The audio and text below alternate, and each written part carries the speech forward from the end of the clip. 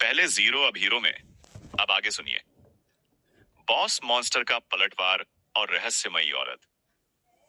जैसे जैसे सूर्या डिस्ट्रिक्ट एबिस के उस डीप जोन में आगे बढ़ रहा था, उसकी आंखें फटी की फटी रह जा रही थीं। उसके सामने एक ऐसा खौफनाक और हैरान कर देने वाला मंजर था जिस पर यकीन करना मुश्किल था। ये वो इलाका था जहां शायद ही कभी सूरज की रोशनी जमीन तक पहुंचती हो। चारों तरफ टूटी फूटी खंडहर हो चुकी गगनचुंबी इमारतों का मलबा बिखरा पड़ा था। 600 सालों के वक्त ने और कुदरत ने इस पूरे कंक्रीट के शहर को निगल लिया था। विशाल पेड़ों की मोटी मोटी जड़ों और घनी खटीली बेलों ने उन इमारतों को ऐसे जकड़ रखा था जैसे कोई विशाल अजगर अपने शिकार को जकड़ता है। वो इमारतें अब किसी प्राचीन खोई हुई सभ्यता के भूतों जैसे अवशेष लग रही थीं। ये नजारा देखकर सूर्य अंदर से थोड़ा भावुक हो गया। कुछ 100 साल पहले यह जगह एक चहल पहल वाला एकदम मॉडर्न शहर हुआ करता होगा, जहां लोग हंसते बोलते होंगे, ट्रैफिक का शोर होगा, बच्चे खेल रहे होंगे। लेकिन अब यह पूरा का पूरा शहर एक खौफनाक खून के प्यासे जंगल में बदल चुका था। सूर्या को अपनी वो पुरानी दुनिया याद आ गई। भले ही वहां नौकरी नहीं थी, ताने थे, पर कम से कम हर नुक्कड़ पर मौत तो नहीं नाचती थी। तभी सूर्या के जूतों के नीचे कुछ कुचलने की आवाज आई। सूर्या का शरीर एकदम अलर्ट हुआ। उसने नीचे देखा। उसका पैर एक पुराने मिट्टी में दबे हुए टिन के कैन पर पड़ा था। हैं? ये क्या है? सूर्या ने झुककर उसे उठाया और अपने अंगूठे से उसकी धूल साफ की। जैसे ही उसने उस कैन को देखा, उसके मुंह से अनजाने में ही निकल पड़ा, अबे यार, कोका कोला। जी हाँ, उस कैन पर बना डिजाइन बिल्कुल उसके जमाने वाला था। वही लाल और सफेद रंग, वही जानी पहचानी लिखावट। उसने कैन के नीचे देखा। उस पर मैन्युफैक्चरिंग डेट छपी थी, साल 2016। अपने ही जमाने की इस छोटी सी चीज को भविष्य की इस खौफनाक और तबाह हो चुकी दुनिया में देखकर सूर्या को समझ नहीं आया कि वह हंसे या जोर जोर से रोए। उसके दिल में एक अजीब सी उदासी और अकेलापन छा गया। अजीब बात है, उसने कैन फेंकते हुए सोचा, मैं इतनी दूर आ गया हूं, पर मुझे अभी तक एकेडमी का कोई और स्टूडेंट क्यों नहीं दिखा? और वो मोटा यशवंत किधर गया? कहीं वो किसी मुसीबत में तो नहीं फंस गया? तभी सूर्या की नजर अपने सामने जमीन में गड़े एक पुराने जंग लगे लोहे के साइन बोर्ड पर पड़ी। उस पर लाल अक्षरों में लिखा था, डेंजर जोन। अचानक जमीन में एक भयंकर कंपन हुआ। वो कंपन इतना तेज था कि वो जंग लगा साइन बोर्ड लड़खड़ा कर जमीन पर गिर गया। सूर्या का ध्यान उस बोर्ड पर नहीं था, क्योंकि उस झटके के साथ ही आसपास के बड़े बड़े पेड़ों पर बैठे अजीबो गरीब विशाल पंछी डरकर अपने पंख फड़फड़ाते हुए पागलों की तरह आसमान में उड़ने लगे। पूरे जंगल में एक मौत जैसी दहशत फैल गई। और फिर वो आवाज आई, रोहार। एक ऐसी कान फाड़ देने वाली, दिल दहलाने वाली दहाड़ पूरे जंगल में गूंजी, जैसे आसमान फट पड़ा हो। सूर्य ने दर्द के मारे तुरंत अपने दोनों कानों पर हाथ रख लिए। उस जानवर की दहाड़ में इतना भयंकर प्रेशर था कि सूर्य की टांगें जेली की तरह कांपने लगी। उसके रोंगटे खड़े हो गए। ये ये क्या चीज है? साला, ये आवाज तो किसी डायनासोर के बाप की लग रही है। सूर्या ने डरते डरते जंगल की ओर अंदर झांका। जो उसने देखा, उसने उसके शरीर का सारा खून जमा दिया। एक बहुत बड़ी पहाड़ जैसी परछाई मोटे मोटे पेड़ों को तिनकों की तरह तोड़ती हुई तेजी से उसी तरफ आ रही थी। गड़बड़ है, बहुत बड़ी गड़बड़ है। उस विशाल परछाई के चारों ओर से नीली और बैंगनी रंग की लाइटनिंग वेव्स लगातार निकल रही थीं।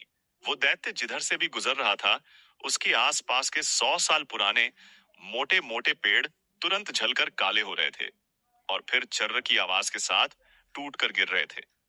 सूर्या ने घबराकर अपना थूक निगला। हीरोपंती दिखाने का कोई स्कोप नहीं था। उसने फुर्ती से पास के एक बहुत मोटे और ऊंचे पेड़ पर छलांग लगाई और बंदर की तरह चढ़कर घने पत्तों के बीच छिप गया। पेड़ के ऊपर से जब उसने नीचे झांका, तो उसकी आंखें फटी की फटी रह गईं। जंगल के बीचों बीच एक ऐसा दैत्य खड़ा था जो साक्षात मौत का दूसरा नाम था। उसका शरीर किसी विशाल हट्टे कट्टे बैल जितना बड़ा था, पर शक्ल किसी खूंखार लोपट जैसी थी। जब उसने अपना मुंह खोला तो उसके जबड़े से खंजर जितने लंबे और नुकीले दांत दिखाई दिए। लेकिन सबसे खौफनाक चीज थी उसकी बॉडी। उसके पूरे शरीर के चारों ओर बिजली की खतरनाक लकीरें किसी नीले सांप की तरह घूम रही थीं। उस दैत्य ने सिर्फ अपना एक पंजा हवा में घुमाया और आसपास के सारे पेड़ बिजली की चपेट में आकर पल भर में जलकर राख हो गए। रैंक 4 का evolved beast, the lightning leopard. Surya की तो सांस ही अटक गई। उसे लगा जैसे किसी ने उसके सीने पर 100 किलो का पत्थर रख दिया हो। भले ही पुराने सूर्या का शरीर कमजोर था, लेकिन वो एकेडमी में टॉपर था। उसे किताबी जानकारी बहुत थी। उसे याद आ गया कि ये लाइटनिंग लेपर्ड कितना बड़ा यमराज है। अबे साले, वो रैंक 3 वाला रंग बदलने वाला अजगर ही मुझे चबाने वाला था। ये तो रैंक 4 का साक्षात विनाश है। इसके सामने तो मैं एक कीड़े के बराबर भी नहीं हूं। भाग सूर्या, पहली फुर्सत में निकल यहां से। सूर्या अभी भागने का प्लान बना ही रहा था कि तभी उसकी नजर एक और चीज पर पड़ी। नीचे, उस भयंकर दैत्य के ठीक सामने एक औरत खड़ी थी। उसने टाइट ब्लैक कलर के कॉम्बैट रोप्स लड़ाई वाले कपड़े पहन रखे थे। उसका फिगर एकदम स्लिम लेकिन एथलेटिक था। उसके हाथ में एक लंबी बेहद खूबसूरत तलवार थी, जिससे एक ठंडी बर्फीली सफेद रोशनी आइस ऑरा निकल रही थी। इतने बड़े दैत्य के सामने खड़े होने के बावजूद उस औरत का खूबसूरत चेहरा एकदम शांत था। उस पर खौफ की एक सिकुड़न तक नहीं थी। अचानक उसने अपनी तलवार हवा में घुमाई। स्वूश! उसकी तलवार से चांद जैसी सफेद बर्फीली रोशनी की एक भयानक ब्लेड वेव निकली, जिसने पलक झपकते ही किनारे के सारे मोटे पेड़ों को मक्खन की तरह काट डाला। रोआर! लाइटनिंग लेपर्ड इस हमले से बुरी तरह गुस्सा हो गया। वो दहाड़ा और उसके शरीर से ढेर सारी बिजली किसी तूफान की तरह फूट पड़ी। हवा में बिजली और बर्फ आपस में टकरा रहे थे। धमाके हो रहे थे। सूर्या काफी दूर पेड़ पर छिपा था, फिर भी उसे अपने शरीर की स्किन पर एक अजीब सी झंझनाहट और करंट महसूस हो रहा था। बाप रे, बहुत ताकतवर, हद से ज्यादा ताकतवर। सूर्या का मुंह खुला रह गया। सिस्टम एनालिटिक आई ऑन कर। सूर्या ने तुरंत अपनी सिस्टम की पावर यूज करके उस रहस्यमयी औरत को स्कैन करना चाहा। वो जानना चाहता था कि आखिर ये लेडी है कौन और इसका लेवल क्या है। डिंग! वार्निंग! टारगेट को एनालाइज नहीं किया जा सकता। टारगेट का लेवल होस्ट के लेवल से बहुत ज्यादा है। शिट! सूर्या चौंक गया। इसे एनालाइज क्यों नहीं किया जा सकता? जब उसने उस रंग बदलने वाले अजगर को स्कैन किया था, तो भले ही उसकी असली ताकत छिप गई थी, पर कम से कम उसकी रैंक 3 तो पता चल गई थी। पर यहां तो सिस्टम पूरी तरह ब्लैंक था। सूर्या ने तुरंत अपनी एनालिटिक आई उस लाइटनिंग लेपर्ड पर घुमाई। Data error, analyse fail. Surya समझ गया। मतलब यह सिस्टम अपने से हद से ज्यादा ताकतवर चीजों को स्कैन ही नहीं कर सकता। मेरी अभी कोई औकात ही नहीं है इन दोनों के सामने। नीचे मौत का तांडव चल रहा था। लाइटनिंग लेपर्ड और उस औरत के बीच की लड़ाई इतनी भयंकर थी कि आस पास का पूरा इलाका मलबे में बदल रहा था। जमीन फट रही थी, गड्ढे बन रहे थे।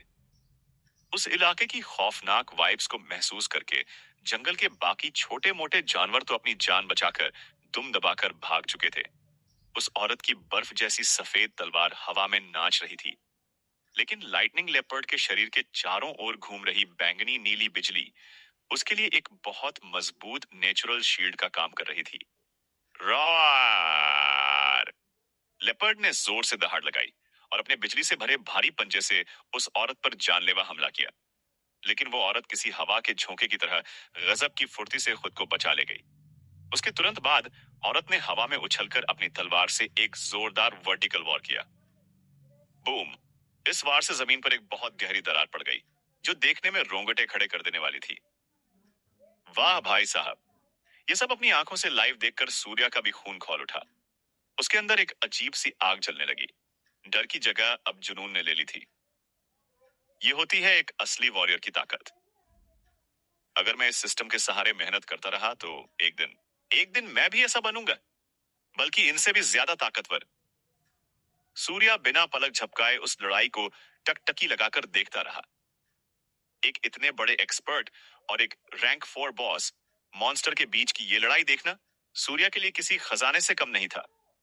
करीब 15 मिनट की भयंकर तबाही के बाद लाइटनिंग लेपर्ड की सांसें फूलने लगी थीं। उसके चारों ओर की बिजली की शील्ड अब कमजोर पड़ने लगी थी। उस औरत ने यह मौका देखा, अपनी तलवार में पूरी बर्फीली ताकत भरी और एक फाइनल जोरदार वार सीधा उस दैत्य की छाती पर कर दिया। क्रैश! लाइटनिंग लेपर्ड हवा में उछलकर 10 मीटर दूर जाकर धड़ाम से गिरा। उसके शरीर के चारों ओर की वो खौफनाक नीली बिजली एक झटके में गायब हो गई। अरे वाह, काम हो गया क्या? सूर्या एक्साइटेड हो गया। औरत ने भी राहत की सांस ली। उसने अपनी भौहें सिकोड़ी और अपनी चमकती तलवार को कसकर पकड़ लिया। वो धीरे धीरे उस लाइटनिंग लेपर्ड की तरफ बढ़ने लगी। लेपर्ड के शरीर पर तलवार के गहरे घाव लगे थे और वहां से बाल्टियों के हिसाब से काला खून बह रहा था। वो जमीन पर ऐसे पड़ा था जैसे वो मर चुका हो या कोमा में चला गया हो। औरत की चिंता अब खत्म हो चुकी थी। वो उस दैत्य के बिल्कुल पास आई। उसने अपनी तलवार ऊपर उठाई ताकि उसके सिर के आर पार करके गेम हमेशा के लिए खत्म कर सके। लेकिन इस डीप जोन के जानवरों में सिर्फ ताकत नहीं, बल्कि इंसानों जैसा शातिर दिमाग भी था। ठीक उसी पल वो लाइटनिंग लेपर्ड जो अभी तक जमीन पर मुर्दे की तरह पड़ा था, उसकी आंखें अचानक खुली। वो एक स्प्रिंग की तरह पलट कर खड़ा हो गया। ये सब इतनी तेजी से हुआ कि उस औरत को तो छोड़ो, पेड़ पर बैठे सूर्या को भी सोचने का एक माइक्रो सेकंड भी नहीं मिला। लेपर्ड के मुंह और शरीर से अचानक बहुत सारी, पहले से भी कई गुना खतरनाक बिजली की लहरें निकली। वो सारी बिजली आपस में जुड़कर एक बहुत बड़े भयंकर थंडर बॉल में बदल गई और सीधे एकदम पॉइंट ब्लैंक रेंज से उस औरत की तरफ फायर हो गई। Oh shit! कितना नीच जानवर है, ये तो मरने का नाटक कर रहा था। सूर्या ये देखकर सन्न रह गया। बिजली के उस गोले की तेज कड़कड़ाहट इतनी कान फोड़ू थी कि सूर्या को अपने कान बंद करने पड़े। उस औरत को बिल्कुल अंदाजा नहीं था कि यह मरने वाला जानवर ऐसा जानलेवा पलटवार करेगा। उसने हड़बड़ाहट में अपनी तलवार सामने की और अपनी बॉडी की पूरी एनर्जी लगाकर एक नीले रंग का एनर्जी शील्ड बना लिया। लेकिन वो बिजली का गोला किसी मिसाइल से कम नहीं था। बूम! एक ऐसा जोरदार और अंधा कर देने वाला धमाका हुआ कि आसपास के सारे पेड़ जड़ से उखड़ गए। उस धमाके के इम्पैक्ट से उस औरत का सुरक्षा कवच कांच की तरह चकनाचूर हो गया। उसका शरीर हवा में किसी सूखे पत्ते की तरह उड़ा और बहुत दूर जाकर गिरा। धूल का गुब्बार थोड़ा छंटा तो सूर्या ने देखा कि जिस तरफ वो औरत उड़कर गई थी, वहां एक बहुत गहरी अंधेरी खाई गॉज थी और वो औरत सीधे उड़कर उसी मौत की खाई में जा गिरी थी। पेड़ पर बैठा सूर्या सदमे में जम गया था। एम मर गई क्या? क्या वो रहस्यमयी औरत उस खौफनाक हमले में मारी गई? अगर वो मर गई तो अब उस लाइटनिंग लेपर्ड का अगला शिकार कौन होगा? क्या पेड़ पर छिपा सूर्य? और क्या सूर्या उस औरत की लाश को ढूंढने उस खाई में जाएगा? जानने के लिए बने रहिए, क्योंकि सूर्या की जिंदगी का सबसे बड़ा रिस्क तो अब शुरू होने वाला है।